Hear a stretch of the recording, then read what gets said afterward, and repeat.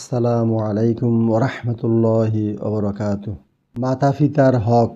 আন আবি হুরায়রাতা রাদিয়াল্লাহু তাআলা আনহু ক্বালা জাআ রাজুলুন ইলা রাসূলিল্লাহি সাল্লাল্লাহু আলাইহি ওয়াসাল্লাম ফাকালা ইয়া রাসূলাল্লাহ মান আহাক্কুন নাসি হুসনিস সাহাবাতি ক্বালা উম্মুকা ক্বালা থুম্মা মান ক্বালা থুম্মা উম্মুকা ক্বালা থুম্মা মান ক্বালা থুম্মা উম্মুকা ক্বালা সুম্মা মান ক্বালা সুম্মা আবুকা। মুত্তাফাকুন আলাইহ। অর্থ, আবু হুরায়রা রাদিয়াল্লাহু আনহু হতে বর্ণিত, তিনি বলেন, এক ব্যক্তি রাসূলুল্লাহ সাল্লাল্লাহু আলাইহি ওয়াসাল্লাম এর কাছে আগমন করল।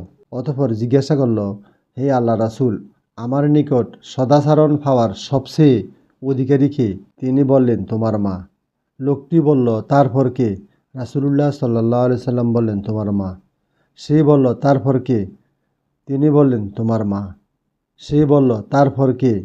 তিনি বললেন, তোমার পিতা। সহিহ বুখারী, হাদিস নং 5626।